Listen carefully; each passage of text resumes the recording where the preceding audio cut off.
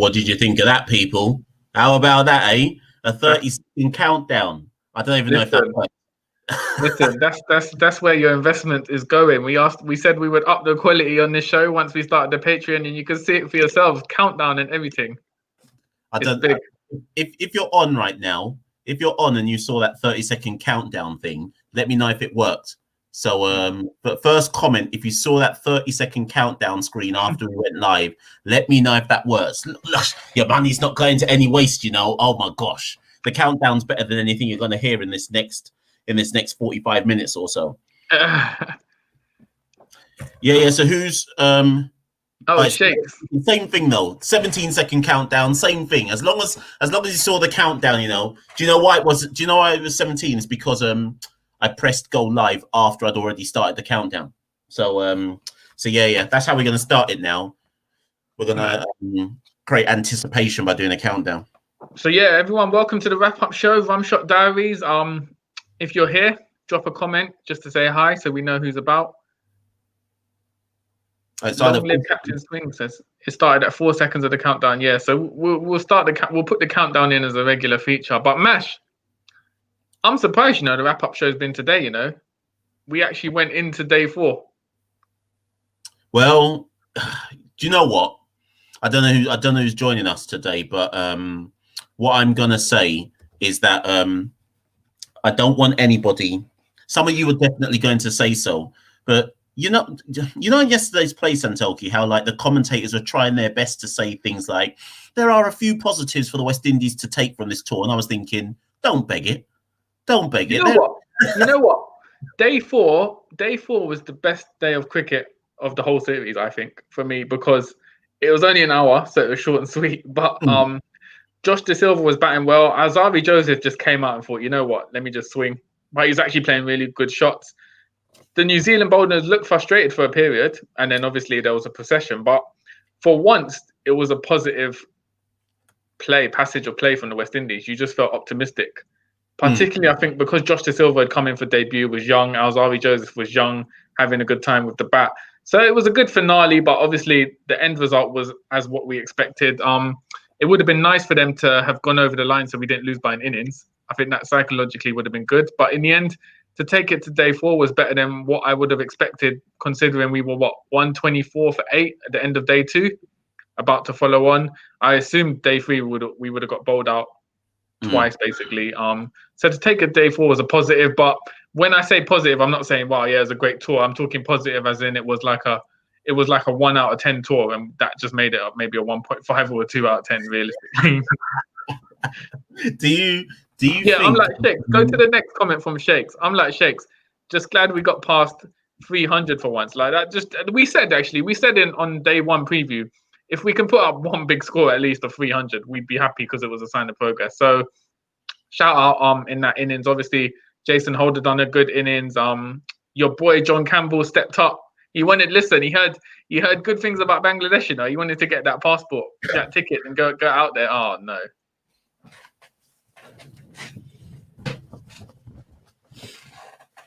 Jamaica all the way. John Campbell, when the chips are really up against him. Remember when he hit the winning runs to win that Test match against England? Yeah, his foot was blockable, wasn't it?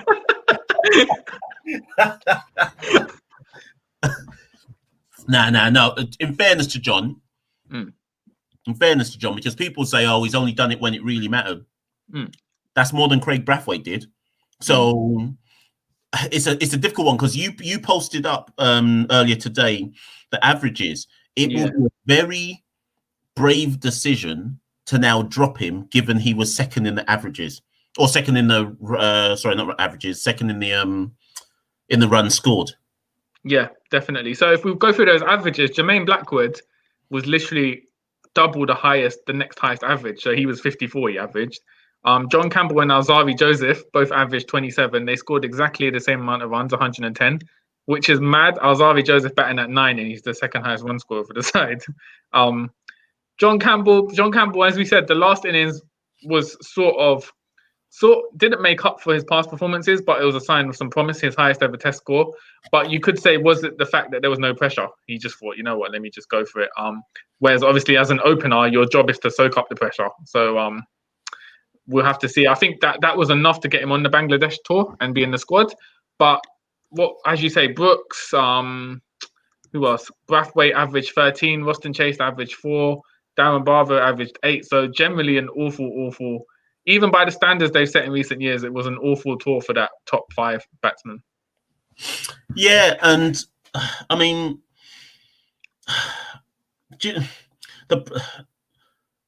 go back to the whatever they scored in that second innings again. The problem I have with it, okay, kudos. First things first, kudos. They hit a score over 300. But the problem I have with it is West Indies. Maybe it's sports fans in general. Maybe this is 21st century sports fans. But let's focus on West Indies. West Indies fans love to do what I call pendulum supporting. So because Holder hit a 60, because Josh De Silva looked competent, because Campbell hit a 68, and because the team got over 300, people now come out that tour going, well, you know, there were some signs of something, and missed the whole wider image, which was we were completely out of our depth.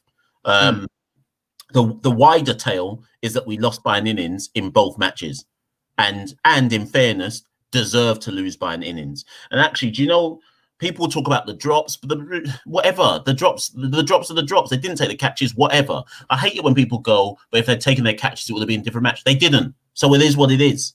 Yeah. Do you know what I mean? And I think I would say there are fewer positives than commentators are trying to make out by the end of yesterday's play. The only positives I really take out of that tour, Blackwood again reconfirming that maybe you need to go into first class cricket and make some runs to get some confidence and form. Josh showing what the promise is all about, although I can already see people trying to say he should open to try and destroy it. Mad. So Josh and Jermaine, that's it. I have no other positive. Yeah, I mean, maybe Shannon taking 6 wickets, maybe, but even that. I think someone of Shannon Gabriel's status, that should be the minimum he's taken, really. Yeah. 6 wickets. To me, there's only 2 real positives in the tour, and people are scratching for positives. You know what, Mash? In the predictions, you and Nikhil, who's not on the show today, you both predicted Holder to take the most wickets. So yeah, and he took none. Didn't take a single wicket. So what is going on there? Maybe it shows a lot about the West Indian attack with the Duke's ball and what they can't do. Yeah. Without it, basically, because the people talk about the batting, the bowling has gotten. I think the bowling has got away with a lot of criticism here. Yes, the Kiwis' attack is world class, and lots of people have been posting things saying, "Oh, but we made more runs than India managed when they came to New Zealand." Yeah, but India bowled better. Like India are actually India didn't lose by an innings, did they? I don't think they lost by an innings. They didn't lose by an innings to New Zealand, and in the second test, they actually had New Zealand on the ropes for at least a bit. At no point did we ever have New Zealand on the ropes. So actually, our bowling was atrocious as well in my eyes. Well, not atrocious, but it wasn't very good. But that seems to have gone to the radar. It wasn't. We made inroads. We had enough in it to make inroads, but it wasn't enough consistency. So we always let someone into the game. So in the first test, it was Kane Williamson. This one, just when it looked like we had New Zealand on the ropes at lunch on day one, obviously Henry Nichols came up with that 174. So it was just there wasn't enough consistency or firepower to ensure that we bowled the team out. Which is obviously New Zealand's probably, I would say, probably up there, top 3, maybe the top toughest place to play cricket at the moment, Test cricket, just because of the conditions and the bowling unit they have. Those 4 bowlers, there's no let up at all. If you see, like, they open with Bolt and Salvi, and then Wagner comes in full of that aggression, and then you got Jameson with the height and the swing he gets. There's just no let up, so it's going to be tough for any side to go there, as we saw with India. But it's just the manner of West Indies. There was no fight. Yeah, and I mean, we both expressed it when West Indies said that they were going to go to New Zealand after England. I was like, oh no, and I think we tweeted and said this is like out of the frying pan into the fire. Like, yeah, you can't go on 2 worst tours when you're the West Indies. Obviously, both of them certain defeat. And nobody's really saying it yet, but I think Bangladesh is certain defeat as well. But yeah, because I think the thing is, the notion is with cricket, people have the opinion that Bangladesh are like still newcomers, kind of like underdogs, whereas they're a strong side. They're very confident, and we lost to them last time 2 years ago. We can't play spin very well. It's going to be a very tough tour, and the fact that there's such a short turnover from this New Zealand series to the Bangladesh tour, there's no preparation time in between. It's going to be hard mentally and physically. And as you pointed out a few weeks ago, Mash, you can imagine a few players will drop out for mental reasons because of the whole bubble life at the moment. I wouldn't blame them. I really wouldn't blame them. Let's bring up some of these comments here. Oh no, actually, sorry. Let me go back to the first one from Mr. Clinic. I didn't feel sorry for Roston Chase. I'm sorry, no. I'm not. No. For me, though, a lot of people have been tweeting us saying Roston Chase should be dropped for the Bangladesh tour. I don't think he will, partly because he can bowl a part-time spin, and he's proven he can bat in subcontinent conditions. He plays spin really well, to his credit. So I don't see the point of dropping him for the Bangladesh series, at least. Okay. In principle, I agree. The reason why I would drop him is because I am tired. I'm tired of us. Every time we have a series, we start it off by saying, yeah, but they're experienced and look at this. And how many more excuses are we going to make for players before we eventually say, you know what, your form's just not good enough. Every other test side would drop these players. Maybe apart from someone like Zimbabwe. The only reason you wouldn't drop players like this is if your talent pool is so slim, you just literally don't believe there's anyone better. But if in the case, and this isn't about digging out Roston, Roston could be anybody in that side. But in the case of Roston, where 15 of his last 25 innings have been single-digit scores, he's averaging 18 now across the last 2 years. What do you have to do to get dropped then? If that is acceptable, and we're saying that's acceptable for a top 6 batsman in the West Indies team, what must you do to get dropped? The dropping of Hope has set the template, because Hope's template was you can play for 37 innings in a row, score 350s, and only then do you experience a drop. So clearly we just keep these players ad infinitum until it's incontrovertible that they have to be dropped. But yeah.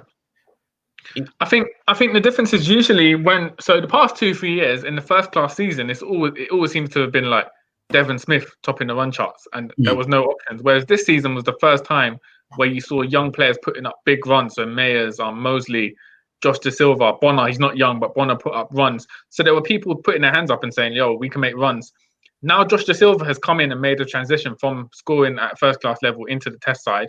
The selectors have to give these guys a chance, in my opinion. You can't just keep going. At what point do you say is enough? So I can see, as I tweeted out earlier, I think the Bangladesh tour, because there's such a short turnover and it's Bangladesh, I think they'll keep most of the side. They'll bring in an extra spinner, maybe make a few changes to let Dulwich and De Silva in the team, but generally it'll be the core of the team that we saw in New Zealand. Whereas I think the home series against Australia and particularly South Africa, you'll start seeing a flurry of new faces coming in on the back of first class season finishing. Yeah. Sheikh, do we bring a Sheikh on? Yeah, I was just about to tell him that I need to send it to him. But before I do that, are you telling me then? So I'm going to give you 4 names, and are you telling me you expect all 4 to travel? So, right. In fact, no, 3 names, because I think Bravo's traveling. Brathwaite, Campbell, Chase. You don't think any one of them are getting a drop? No.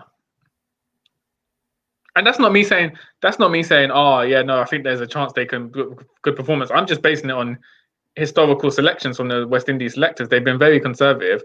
I can't see them dropping anyone for the Bangladesh tour realistically.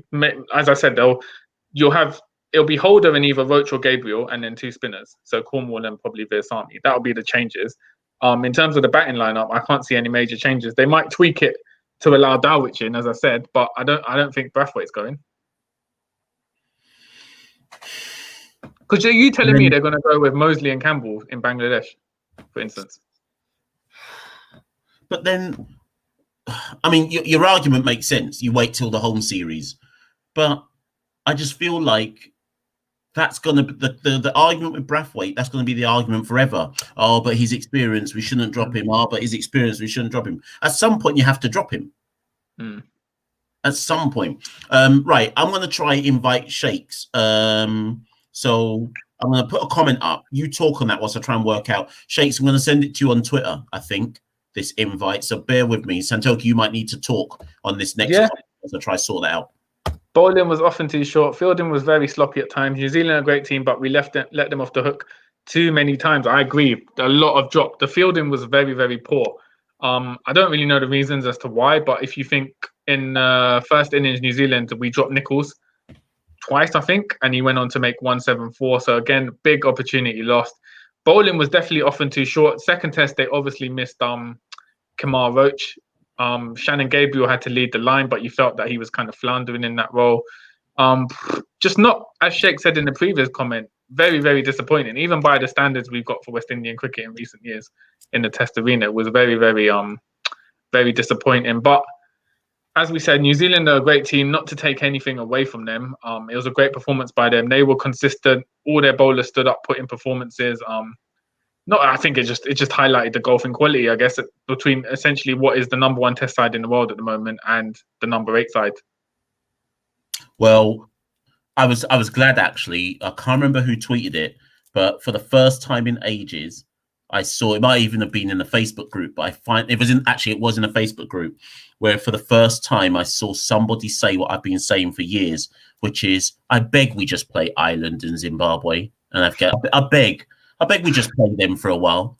Like, please, let's just play them and try to win. And the thing is, this is the point that every time I make this point, nobody wants to jump on the wave of this point. So I'm going to say it one more time. When you play teams that are better than you, and if people don't understand this, think of it as a football analogy, right? Use Burnley. I know Burnley beat Arsenal yesterday, but Arsenal are shit, right? So Burnley play away at Anfield, Liverpool. 9 times out of 10, they are going to lose anywhere between 3 to 5-0. Maybe one time they might sneak a draw or a jammy 1-0. In those 10 times they play Liverpool, at no point do they get better, because they still lose. However, when you play teams in and around your own level, you learn to win. I have always said that the biggest issue with this Jason Holder side from 2015 to now is that all they've ever learned to do is lose. Losing is a habit. Hey, Mash, sorry to cut you in. Click on the last comment from the Vitamin Clinic. See what I mean? You've insulted his team. See what I mean? No, but you know what, Mash? That was really strange because I was going to come up with a football analogy. One of my mates is a West Brom fan, West Bromwich Albion, for those of you outside of England who don't watch football, and he said he enjoys playing in the Championship more than he does watching a team in the Premier League, because the Premier League, for all its status, what is the point of going there to be continually beaten? Whereas the Championship, you see the team get to build a philosophy, get wins. It's great for a fan. So the same can be applied to West Indies. If we're playing Afghanistan, Ireland, Zimbabwe, you're gonna see a game plan develop. You're gonna see batsmen do well, get the confidence. So when they do eventually step up, if it's a promotion system, and start playing the likes of Sri Lanka, New Zealand, Pakistan, it will be a more confident team, because continually losing by an innings or by big losses, as players, it's hard to get over that. And it's going to affect your game, however you look at it. And so you can see West Indies are just lacking from that sort of self-belief and confidence. And as far as I'm aware, it's going to be a long time before we even do play a test against Zimbabwe, Ireland, or Afghanistan. It's Australia, South Africa, not sure who's after that. It's going to be continual tough challenges for the side. Well, when obviously the ICC chairman has changed now, and one of his first comments that he made was that the Test Championship is a waste of time. And it is. It's an utter waste of time.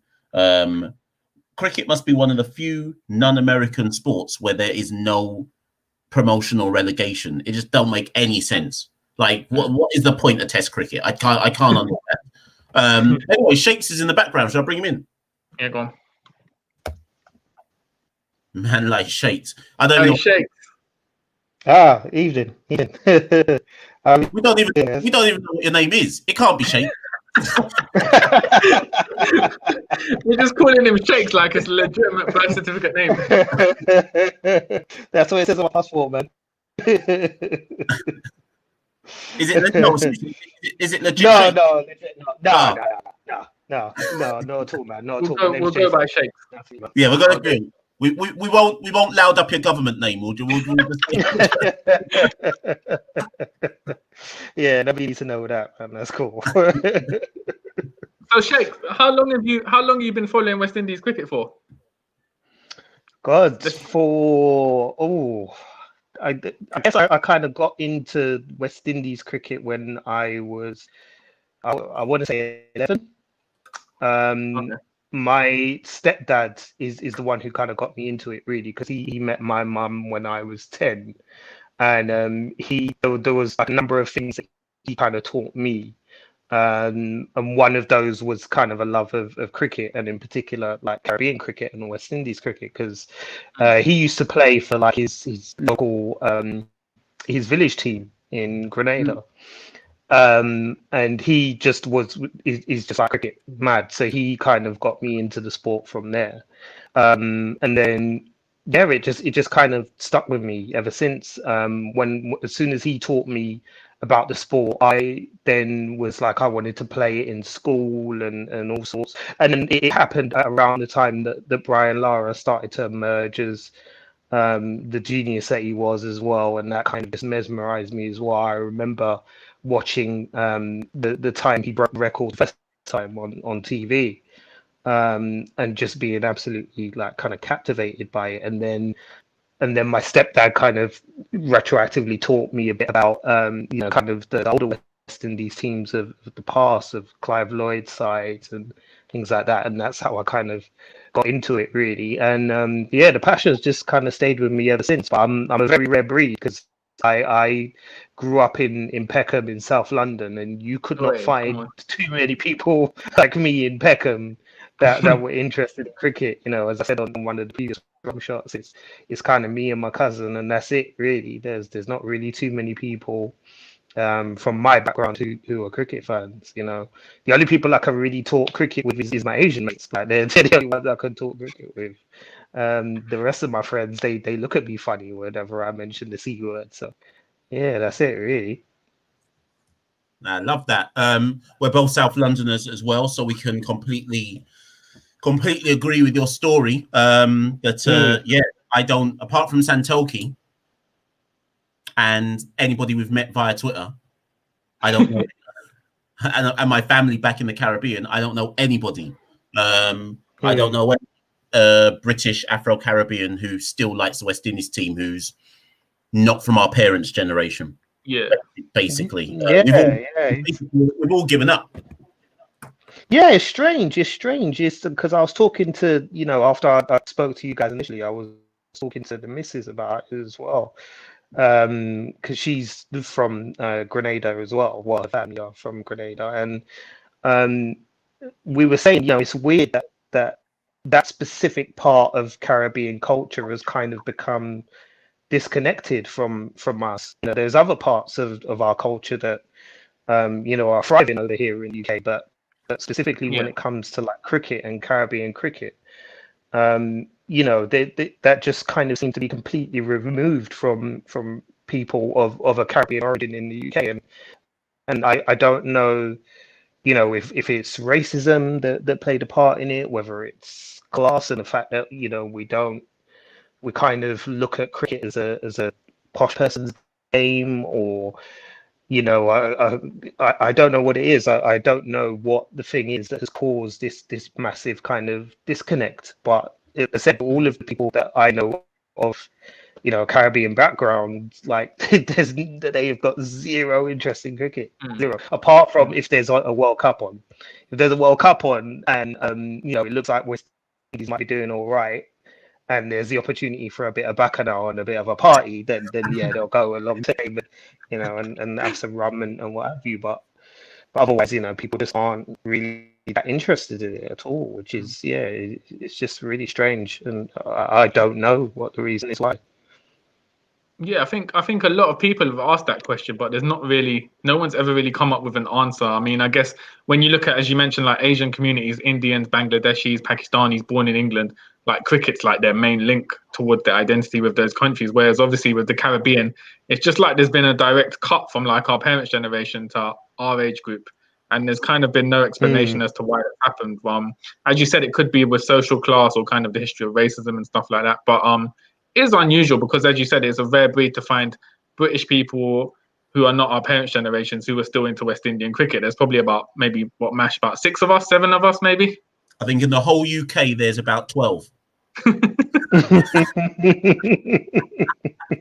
let's actually, Matt, let's get into some of the questions. David Windram's one was quite good. At no points in the test were New Zealand under any pressure. That comes directly from bowling first in each test.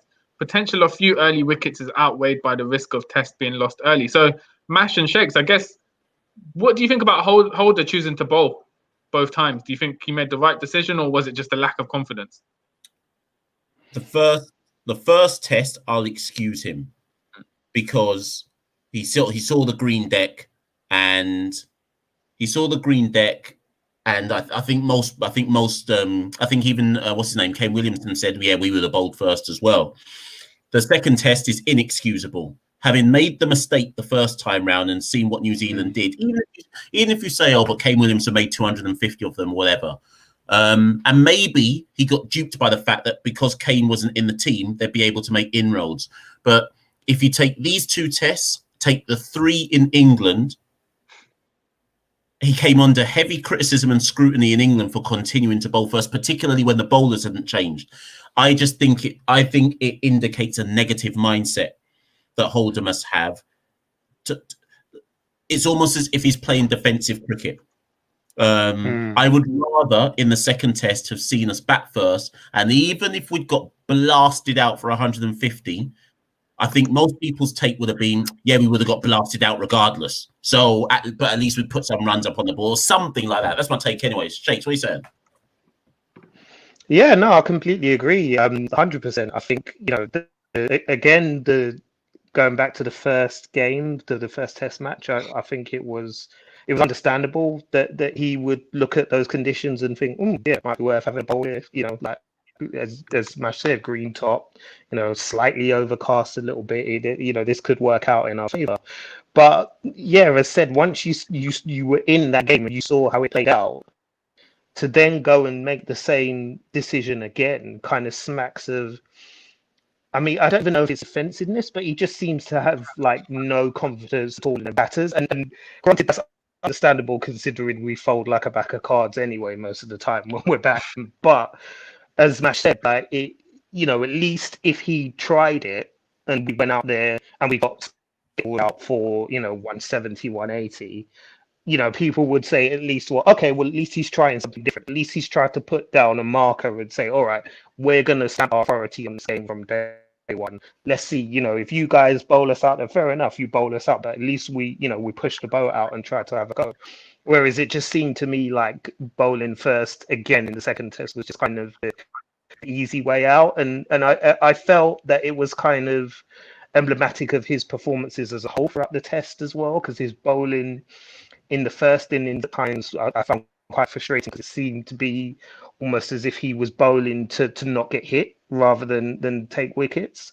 And he just wasn't attacking enough with his lines and his lengths, and it came out in his captaincy as well, and in the way that he captained the side between the 2 test matches as well. So yeah, I don't know like what's going on with his mindset. I mean, he's always had that tendency to be quite conservative, I think, personally, which I think I almost think is kind of why the selectors like him to a certain degree, or certainly the previous selectors did, because he was kind of a good, yes man, a good middle of the road kind of guy.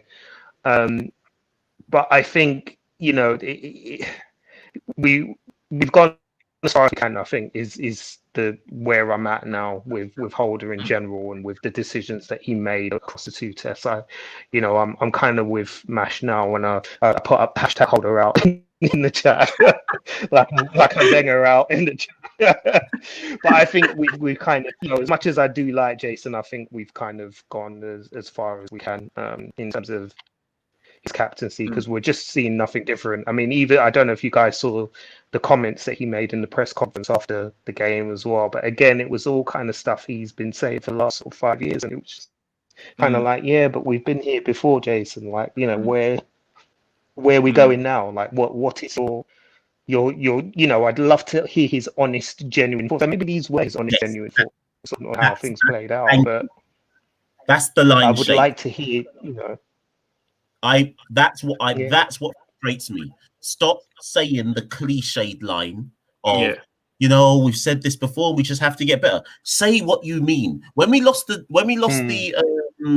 T20 series to New Zealand, Pollard came out and the first thing he said was, "Nah, some of these players ain't good enough. Like if they can't perform, they need to come out the side." That's what I want to hear. I don't want to hear some cliche.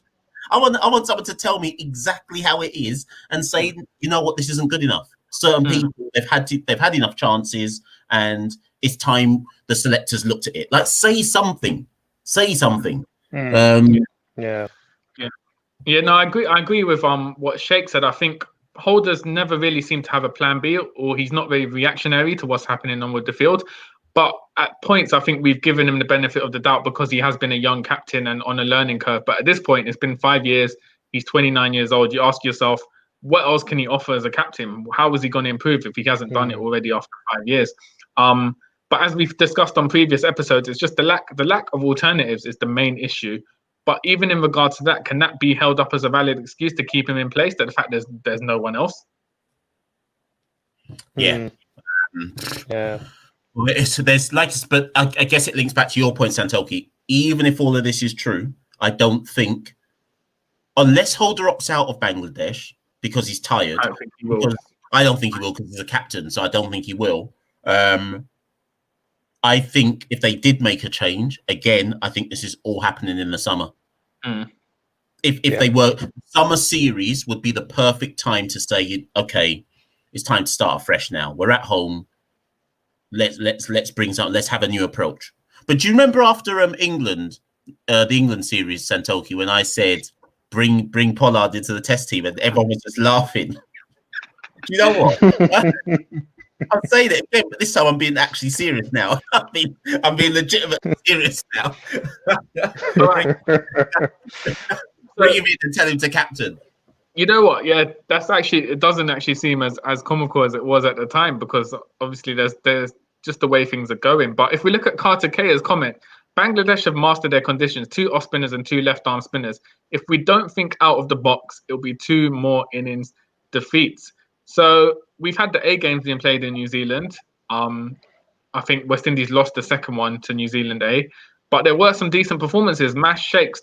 Is there anyone? We saw Shane Mosley, Romario Shepherd pull out a stunning performance batting at number 9, and with the ball as well, he was pretty good. Nicholas Pooran hit a quick fire 69 yesterday.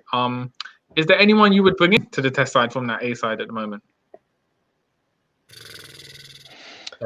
Mosley's the yeah. I was going to say Mosley as well. I think he's kind of the only guy that I would feel comfortable with dropping into Bangladesh right now, based on kind of form, and because with Pooran, I really want Pooran to succeed, but what I do not want to happen is for him to just get dropped into the middle of a tornado, and then it destroys any kind of confidence he has in his own game and his own ability. I would rather he gets kind of eased in a home series where he's in the conditions that he understands, and he can kind of get used to the test game that way. Mosley, I think, he's been knocking on the door for a while, from what I understand. So I think if it's going to be anybody, it would probably be him who.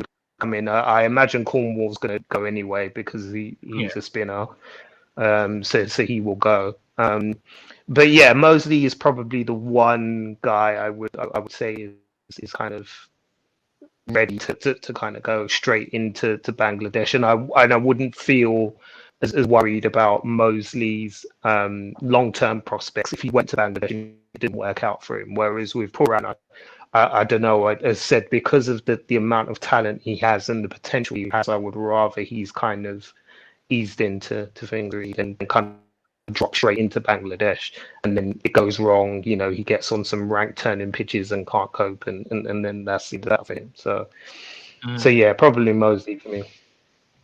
Yeah.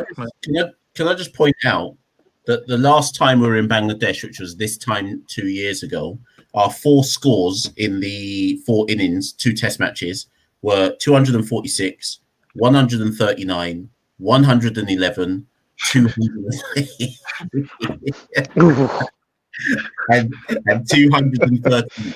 Right now, in that tour inside, the following players played who are still in the squad today: Brathwaite, Chase, Hetmeyer, Dowrich. Obviously, he went home, but he's in the squad. Roach, Gabriel. Holder didn't play because I think he was, if I remember rightly, I can't remember if Holder was injured or if he was on a, he might have actually been injured, or he had like a test match ban for slow overrate or something like that. So I don't know where anybody's confidence is going to come from. The only confidence I can take into that Bangladesh tour is that they haven't played cricket since COVID started. So maybe we might catch them out. But similar to what happened in England, you could catch them out. But you know what? I think in that Bangladesh series, if I remember, Hetmeyer played quite well, reasonably well, and Hetmeyer is probably the best player of spin in the squad at the moment. So I would say it's worth putting Hetmeyer in the side if you're going to base it on performances against spin out there.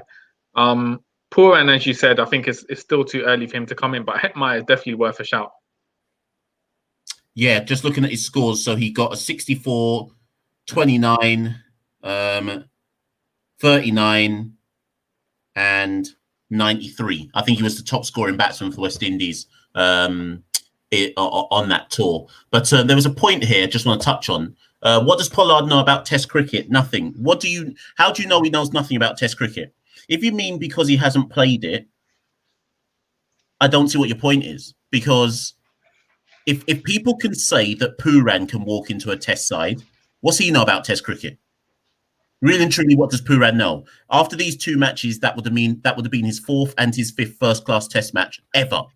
Pollard's played more first-class cricket than that. So what Pollard knows about, you don't need to know about Test cricket. You need to know about cricket. Pollard has a cricketing brain. That's what I'm talking about. And I think it's important to remember that Pollard is 33, so he would have grown up where it was predominantly red ball cricket before T20 came into things. So his grounding and foundation has been in first-class cricket. So he will have knowledge of cricket. It's just he's focused more on T20 in recent years. But fundamentally, he's got the cricket and brains to adapt to Test cricket pretty easily, I would imagine. Yeah, I agree with this point from Chris. As much as I'm saying that's it now for Holder, I would love to know who made the decision on Chase as vice captain. I would love to know. I would love to know the conversation that happened that said this is the right person to be vice captain. I don't know. I don't know. And yes, everyone can say to you, but who else could it have been? But I just want to know what the conversation was. And it's quite interesting to me that they made Pooran captain of the A-team game the second time round. That's been done on purpose. Yeah. So there is, and remember, Pooran vice captain of the white ball sides. Now, when Pollard took the captaincy for the ODI side, one of the things him and Steve spoke about at the press conference when they announced him was they said, as well as Pollard being captain, he was told that he has a clear remit to groom someone from the youngsters to become the next captain of the West Indies white ball team. To me, that's obvious that Pooran is the one who's been selected for that particular role. So the question mark I've got is how comes the same wasn't happening with Holder? Why has no one been groomed to take over at any point in time? But hey ho. How about that?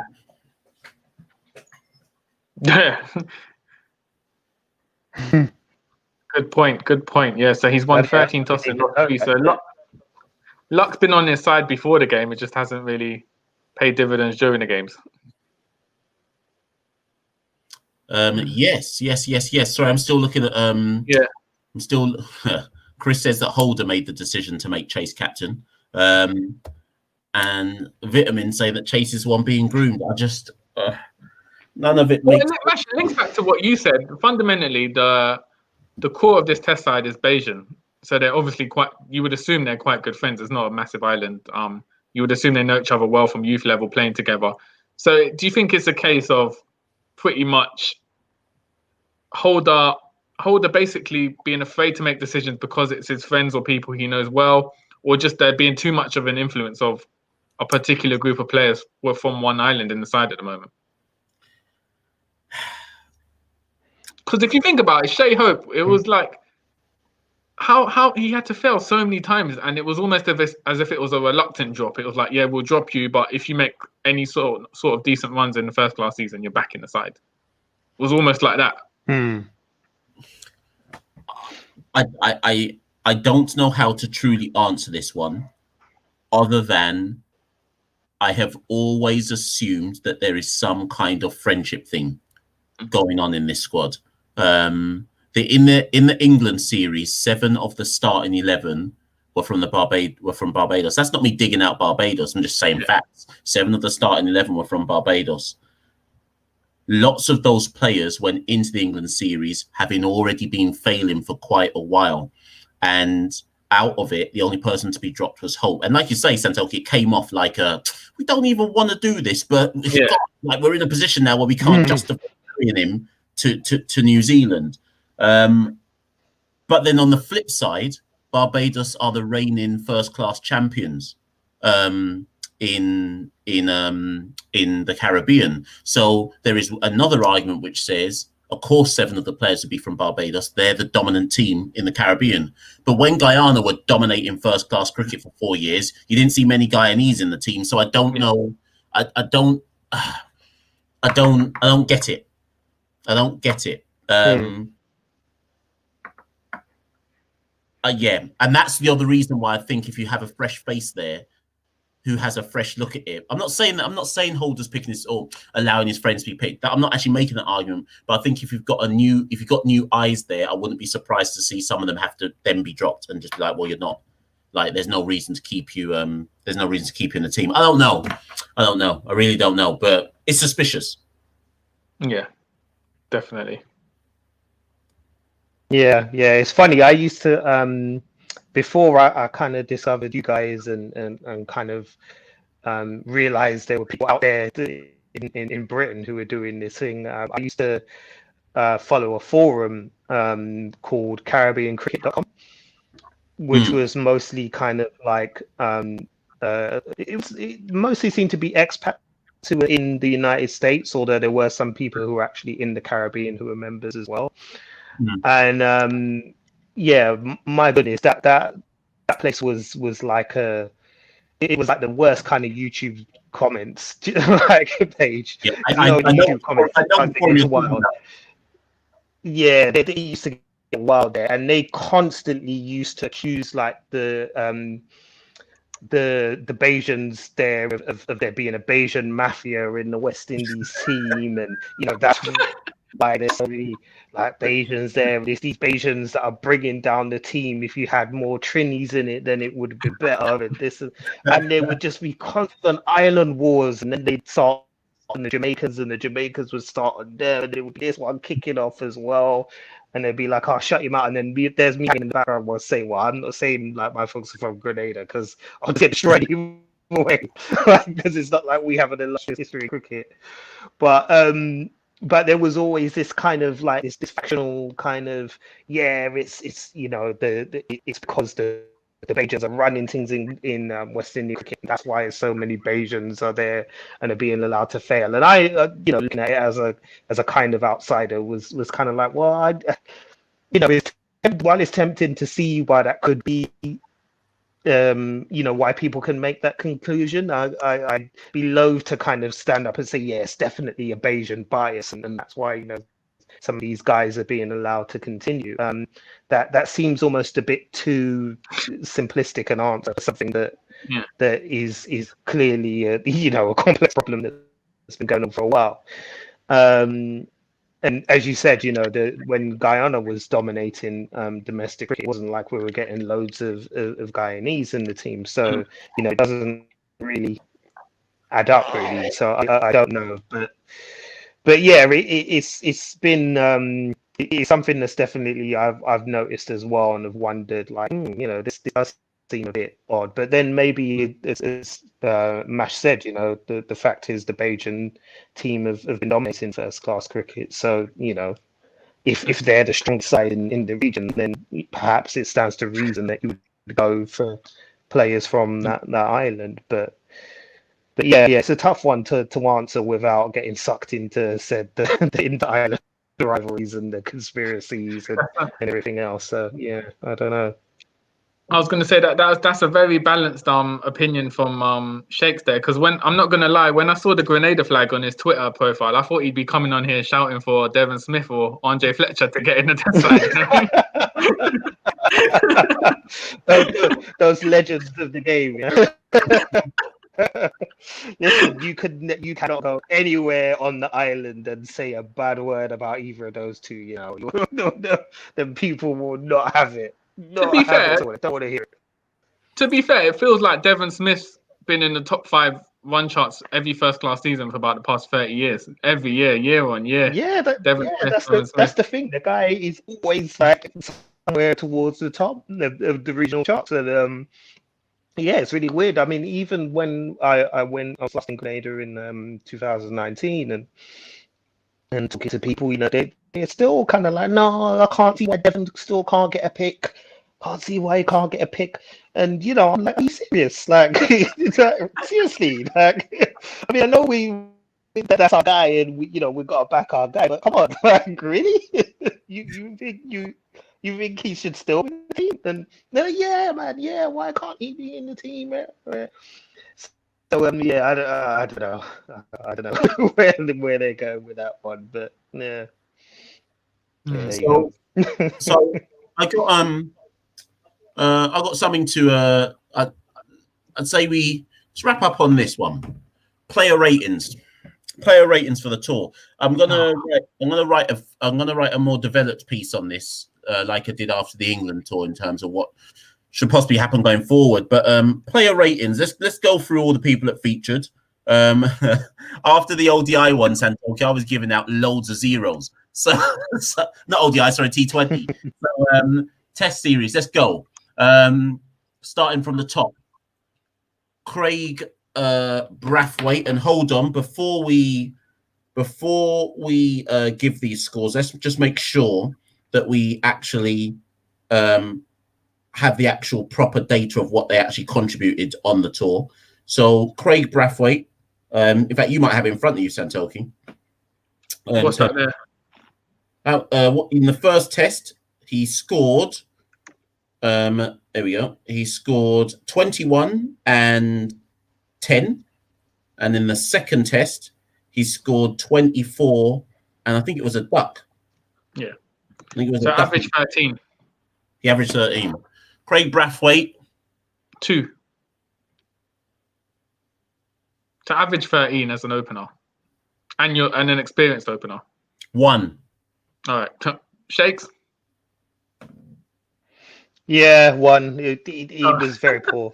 Yeah, very poor. All right, that's a 1 then. 1 for Brathwaite. I'm going to write these down as well. John Campbell, second highest scorer. Second highest run scorer. Average 27. Average 27. He got 26 in the first test and 2, and then he got 60, 68 and 14. I think it was 68 and 14 in this test. 5. Yeah, I'm gonna. Can I really? The thing is, because in the context of this series, averaging 27 makes a man look like he was Don Bradman in this series. But when you think about it, 27 as an opener is still pretty bad, which is not as bad as others. So 5. 27. which is better than his career average. 4.5. All right, yeah. Shakes? Yeah, I was going to say 4. I wanted to absolutely murder him after that first innings dismissal in the first match. And I was just done with him. I was like, no, I'm finished with this guy. But then just as I was getting ready and sharpening the pitchfork, he then pulls out the 68 in the second innings and actually looked quite decent while he was playing. I mean, granted, the conditions are a bit more favourable then. So, yeah, I would say 4. The average, as you said, for an opener is really not good enough. But in the context of how these two games have played out, yeah, that's fair enough. 4. So Carter Care said 5 and Rosie's saying 4. I don't even remember his feeling. Did he put some drops down? I can't even remember. I think he did, yeah. I can't remember which. I remember they put one down. It was now, but there was one that he missed. Yeah, there was a fairly easy chance that he dropped. Darren Bravo averaged 8 across the series. So he got a 9. He got a 9, then a 12, then a 7, then a 4. Average 0. The average 8. Yeah, that's a 0. Plus he dropped 2 easy catches. 0. Yeah. 0. 0, yeah. It pains me to say it, but 0. Shamar Brooks, similar to Brathwaite, average 13. Shamar Brooks, what? Average 13. Same as Brathwaite. Do you know what, though? So in the second test, Shamar Brooks hit a 92 ball 14 when we were like 23 for 4. He came in and helped me build the innings. And then he hit a 36.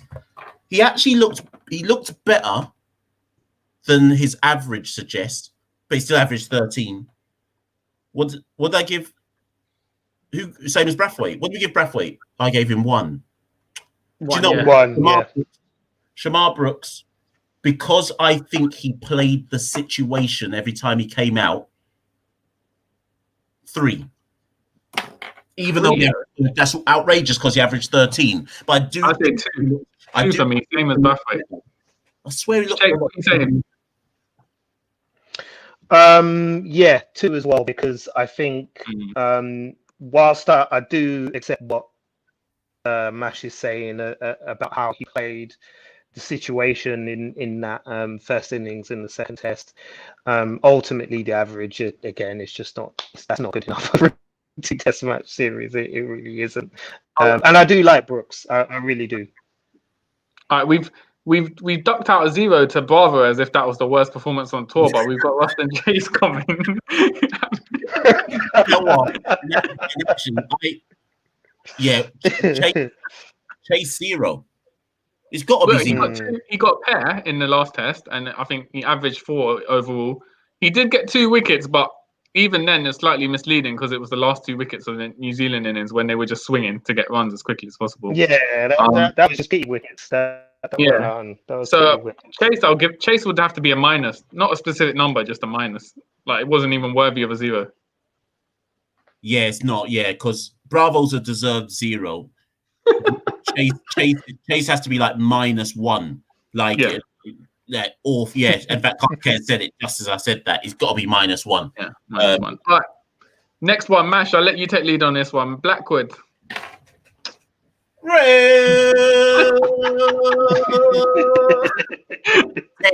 10. But do you know what? Not just because of the century, but because every time we collapsed, he came out and counter-attacked to try and change the momentum of the innings, and showed more. And it's not just about aggression. It was at least just trying to force New Zealand on the back foot. 10. Yeah, I was going to say 9. I think stats are one thing when you're looking at Blackwood's performances. The stats were good, but the context of the game, he came in when everything was crumbling around him, and he managed to consistently put up calculated counterattacks against a good side. So I would give him a 9. I said 8. I only downgraded him just purely because, unfortunately, he was in a losing cause for the team, and he's a part of the team. So if the team is losing, then he has to lose too. But But yeah, on a personal level, I've been like really impressed with Blackwood ever since the England tour, really.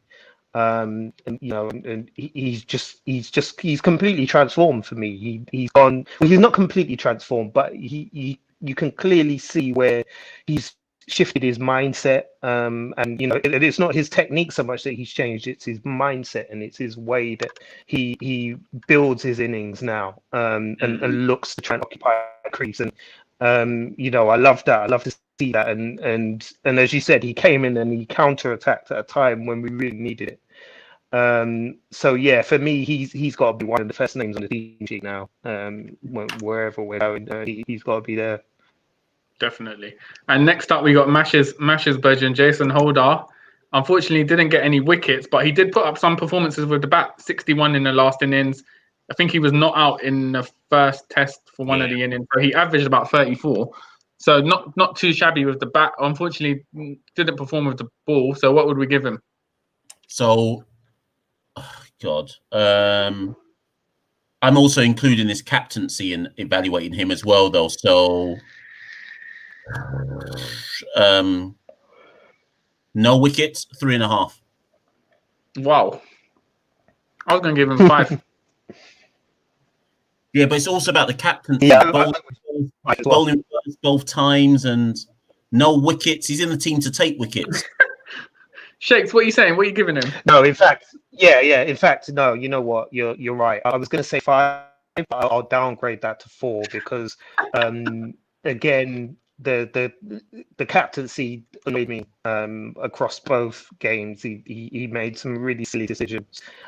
He set out really negative fields at certain points, and his bowling was just completely ineffective. You know, it was just totally ineffective. He just, as I said, it felt to me like he was bowling like in such a conservative way, like let me not get like hit too many times for boundaries. You know, when the game was crying out for him to try and push his line and line up his length up and try and search for that wicket. Instead, he wanted to massage his figures.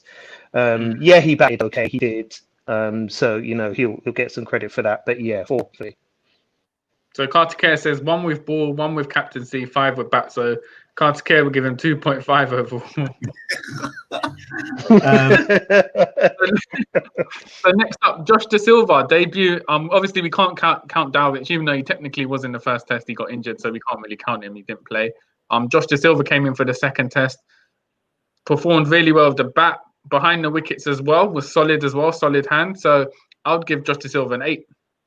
Yeah, I'm gonna say, you know what? Yeah, I was gonna say 7, but now I might say, I think I'm. But you know what? It was what? It was the fact that his batting was a 7, how he was batting, but it was the fact he was solid behind the wickets, which you'd expect from a top level keeper. So that's nothing exceptional. But also, if you saw in the game, the fact how he didn't expose Shamar Holder, he when he could have got a half century. He held the wicket. He didn't want to expose him. He showed that maturity, and that's what you need as a batsman as well. So for that kind of leadership skill as well in that scenario as well, I'd give him an 8. Vitamin's unhappy with you. I don't know what he'd give him, but I'd give him 7. I said, what are you saying, Vitamin? What are you saying? I bet you because in a series where there's no bright lights, you're saying that we mustn't get any credit. I said you're fanboys. All right, next up, Alzari Joseph's an unusual one because actually he got how many in the New Zealand first inning, second test? I think he got 3 wickets, so he's pretty decent with the ball. But I guess you'll remember him more for his batting performances, notably that 86 that he hit, and then also in the last innings 24 of 12. So I would give Alzari Joseph probably 6. Yeah, I'm going to say 6, but because you're in the team to bowl. And there were some drops off him. There was a spell, I think, in the first test where I thought, was the first test, was it the second, where I thought he was bowling much better than I've seen him bowl in a long old time. When Carter Care was on with me on whatever day it was, one thing that Carter Care said, which I thought was spot on, is that I don't think this team has worked out what Alzari's role is. Which doesn't help him. But now we've seen Chamar's debut. Alzari's going to come under huge pressure going forward to be a guaranteed pick in the side. But the batting was very good and carrying on from his first class season to 6. Shakes. Yeah, 6 as well. I agree. Whoever it was who said that the team haven't worked out his position, I feel like that has been the case for quite a while for Al-Azhari. It feels a little bit at times like he's kind of the spare wheel, and they don't really know what to do or where to play or how to use him. But I think at times during this series, he's bowled really, really well, and as you said, it's just been misfortune and sloppiness from fielders that have let him down really. So, and he was super entertaining with his batting as well, which was fun to see. So yeah, I would agree 6 is a good score for him, I think. Next, Shamar. The thing is, Shamar. Oh, hold on. The narrative with the silver one, the Twitter feed is your best friend. Remember his missed stumping in the Test match versus England. Pops on his 50. I'll give him a 6. But that missed stumping was England. What's got to do anything? What's about this one Test match? All right. Next up on the player ratings, I don't think we can really rate Shamar Holder because due to the manner of the second Test, he only got to bowl once against New Zealand. And it's pretty hard to judge him on that. It was promising, but at the same time, it was a very small sample to kind of take as a performance. I think though, was he? Yeah. I think you're right. Actually, I don't think we can really give him a rating. Yeah. But in terms, let's just give him an obligatory 5, but with a kind of asterisk as to his opening spell before he got carted about when New Zealand were looking for runs, I thought was very impressive. So yeah. Okay, and last up, Shannon Gabriel. So he was the leading wicket taker in the series. Which how many wickets did he get? 6 wickets, I think. Yeah. But again, as we said, he's the frontline senior bowler, so you would sort of expect him to get 6 wickets across 2 tests. So in that regard, I would give him a 6. Yeah, 6 for me.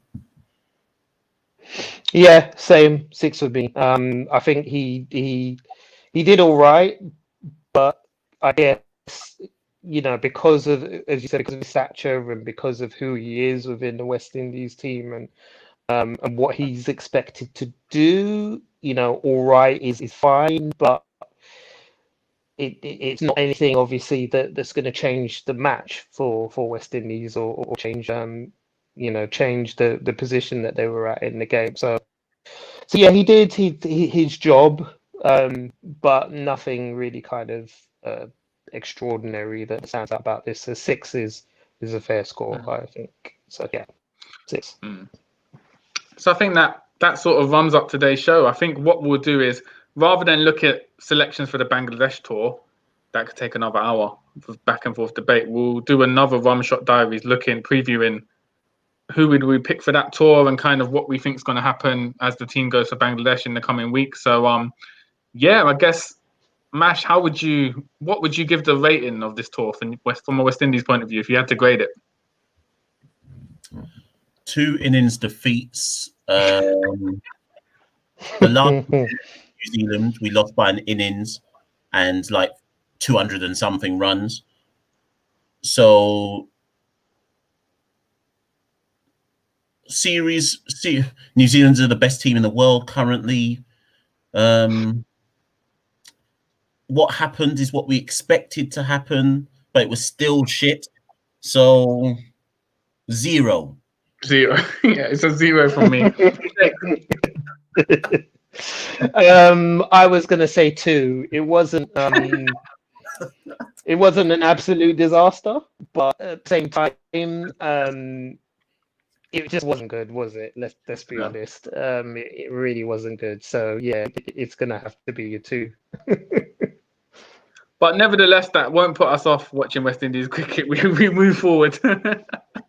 So, well, no, we're in an abusive relationship with West Indies cricket, aren't we? It's kind of they keep smacking us in the face, and we keep coming back for more, saying maybe they'll be different this time. But, yeah, here we are. All right. So, Jakes, it was an absolute pleasure having you on the show, and we welcome you to come back anytime you feel to voice or vent your opinions on West Indies cricket.